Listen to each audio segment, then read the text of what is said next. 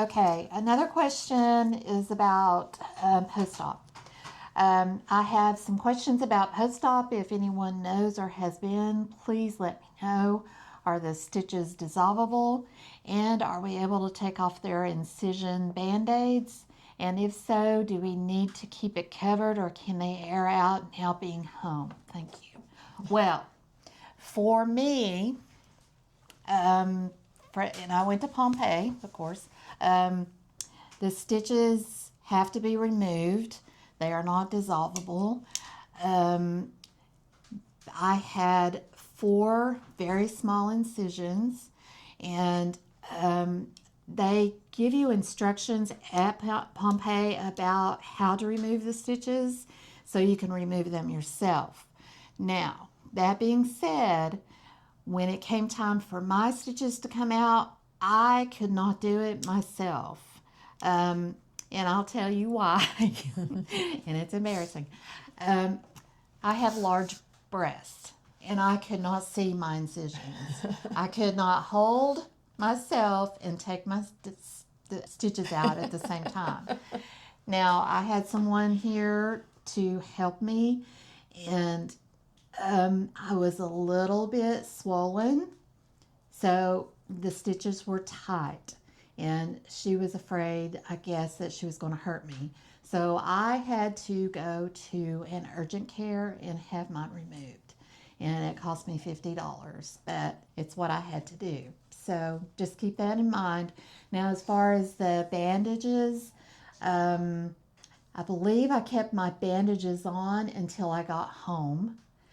And I was able to take them off as soon as I got home. Yeah. And take a shower and everything. And then after that, you just leave the bandages off because you want there to be air and everything so the stitches can dry out and heal naturally.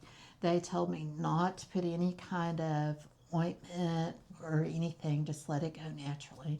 And then you watch for infection. You don't want a lot of redness or soreness or oozing of any kind, which I did not have. And I have the cutest little scar. It looks like a smiley face. I love it. So, yeah, they give you all the instructions. There are post-op classes that talk about nutrition, and they talk about your incisions and taking out the incisions. Mine were the same way. Mine just kind of fell out. I mean, I snagged one of mine about 4 days out, and it just came out. It wasn't any big deal. Mine were not dissolvable either. They change your bandages when you're there.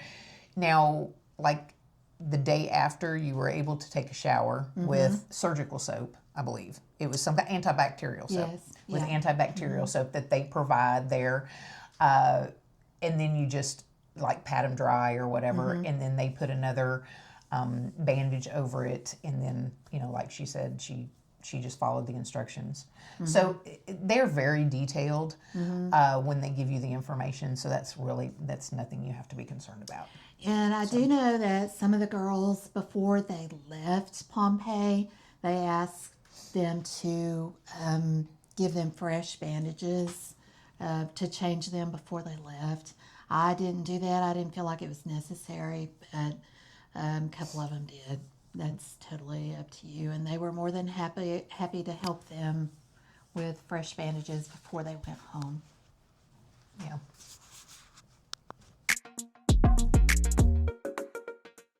Okay, so this question is, how soon after surgery can I start traveling again? I would, first of all, talk to the staff at Pompeii or your doctor. I felt fine to travel home, and it was an all-day event. We left early in the morning and didn't get home till very late at night. And I was fine. I didn't have any issues. But you have to think that you've just had surgery, so there's like things that could happen, like blood clots and all that. And I did have to wear compression socks while I was on the plane. And that's just a safeguard against blood clots. You have to think about stuff like that.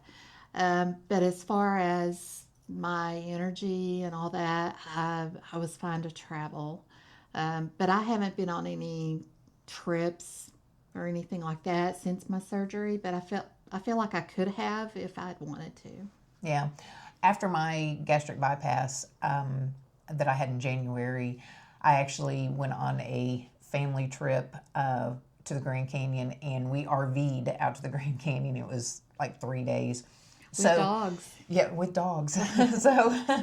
so we went in an RV. So, I mean, I didn't have any problem. Again, this was like 2.5 months after. And then late June that same year, I went on a 15-day tour with EF Tours in Europe. So travel, I mean, I don't know what type of travel. My only thing is, she mentioned compression socks. I wore compression socks regardless. I still wear compression socks. Right. When she travels, she does. Yeah. And I probably will from now on. Yeah. And blood clots aren't, it's a concern, especially if you have surgery but unless you're prone to something like that, again, you'll want to talk to your doctor. Unless you're prone to something like that, just get up, move. If you're in the States, you're probably not, on a 9-hour flight like you are over to Europe or something like that. You can get up, move around the plane. As for travel, if you feel up to it, do it. Yeah, do it if you want to. Yeah, do it.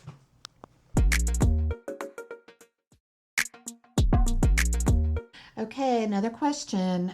Is it possible that you can request a doctor to take more than 80% of your stomach during surgery, sleeve surgery?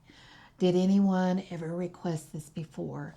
And 80% is a lot of your stomach. Just think about that. 80% is a lot. I don't see why you would want to do that.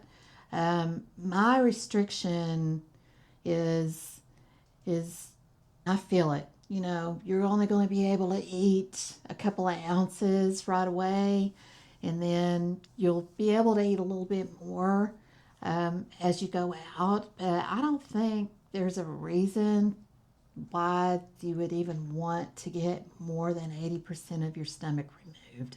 Because once it's gone, it's gone. You can't sew it back in there. So I had never really heard of anybody thinking that they would want more than 80% gone.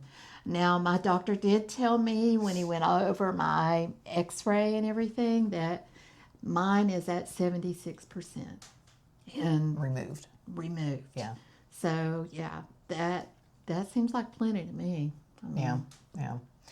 So, I had gastric bypass. It's not removed.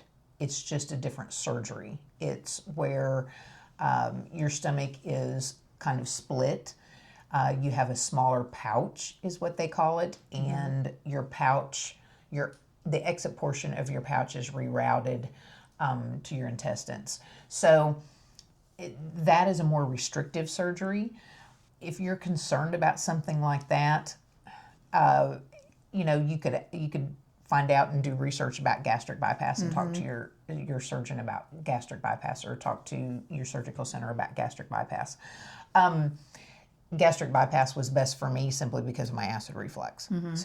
And I didn't have a problem with acid reflux before my surgery, so that's why they thought the sleeve was my best option. Yeah, I had quite severe acid reflux, GERD, acid reflux prior to surgery. So that was the reason they went with that. But, those are the two options, and that might be something you want to look at. So.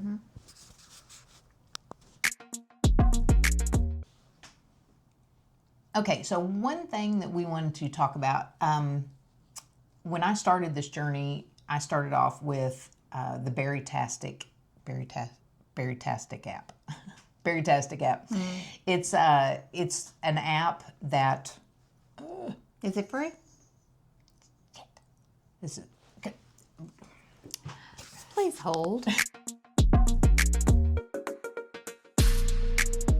okay. So when I first started this journey, I was on some Facebook pages, and there's a lot of bariatric apps. That's what I was trying to say.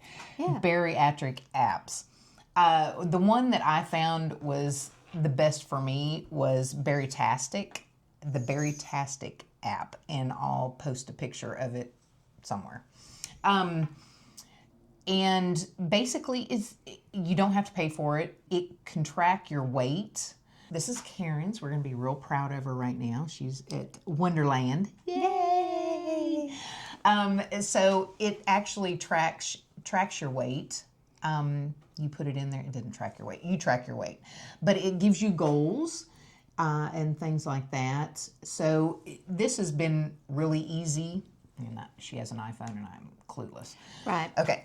So also, this is where we put in her inches. So here, look, 32. She's lost 32 inches. In 4 months. 4 months. So Right. this, you can come down here to previous measurements and you can see what her measurements were and what they are now. And when you punch on that, it tells you weight. It tells you how many inches you are, certain waist, thigh, hips, right thigh, all that fun stuff. Yeah, it prompts you what you should be measuring, and then it compares it to your last measurement. Mm-hmm. And see here, it'll give you your total and how many inches you've lost. So this to me was one of the best ones I found, just because it's so easy. You can just, when it comes up, you just swipe the top and you just pick what it is you're logging, I guess. Right. Mm-hmm. So it also has, if you want to log your food, I did log my food. I do not. I don't log. I don't keep track. I don't count. So Yeah. you may want to, if you have a hard time, you can hit track down here, and it'll bring up, little buttons here, and you can, track your water, you can track your measurements, your weight, exercise, daily log, food log, stuff like that. So, that's up to you how you want to use that, but this has been great. Right. And when you measure, just put your measurements in there, and then it's just that easy. Mm-hmm. So yeah, like I said, I'm not a tracker. I'm not into counting calories, counting fat grams, counting anything. I hate that, and that's probably why I let myself get this way to begin with. But this app has helped as far as keeping track of where I was and where I am now. Yeah. And even if that's the only thing I use it for, it's worth it. So yeah. Also, tracking calories, you can do that. That's great. I did I did a food tracker in this app at the very beginning for the first 6 months or something. But one thing you just want to be mindful of is your protein. You have got to get that protein in. There were questions that we didn't go over about hair loss and things like that, people experiencing hair loss. Your body is going through such a huge change. You've got to get the protein in, and not the collagen protein. Collagen protein is good if you have your main source of protein. Main source of protein, that's where your muscles are getting their protein. That's where your vital organs are getting your protein. If you're not getting that protein in, that is where your hair and your nails are going to suffer, because your body is at the mode of sink or swim. right, it's in survival mode. Survival mode. And if you're not supplying the protein you need from whether it be whey protein, meats, eggs, anything like that, if you're not getting the protein to your vital organs and your muscles, then it starts pulling from places like your hair and your nails, because it's going to take every bit, and your hair and your nails are not going to get anything. And that's when people experience a lot of hair loss, Right. and weak nails and things like that. Right. So apparently your brain thinks that your hair and nails are not necessary for survival, where your heart and your other internal organs need all that. So, you know, your hair and nails come last as far as survival mode goes. Yeah. So yeah. that's why you lose your hair, and that's why your nails become brittle and your skin becomes dry and dull. Yeah. It's because those things come last in survival. Yeah. So what we're trying to get at is, if you're not going to like track your food, mentally track your protein. You know, And that's what I do. yeah. So if you drink a protein shake and that has 30 grams of protein, okay, you know you've taken in 30 grams of protein. And then let's say you have a boiled egg, and what's boiled egg got? Like 6 grams or 6, I something. think. Yeah, 6 grams of protein. So if you have a shake and a boiled egg, you know you've had 36 grams of protein. And just mentally track it, but at least track your protein. And if you're eating your protein first and you're feeling that restriction, and then possibly going, okay, I've eaten all my protein, now I can have a bite of salad, or now I can have a bite of vegetable or bread or something along that line. Right. That's your main thing, is to get that protein in. I don't know That's how. your main Yes. priority. Yeah, main priority is your protein. So, on that note, we hope we've helped you. You know, a little clarity, a little guidance. Again, not medical professionals, Nope. just not a life doctor. experience. I haven't even played a doctor on TV. That's right. Well, no. No, I haven't. So, again, you know, it's never too late. In this case, it's never too late to get healthy. So, Just do it. yep, just like and subscribe. And, Help us out. Yeah, and get this information out to people so, again, we can make America healthy. Yeah. Again.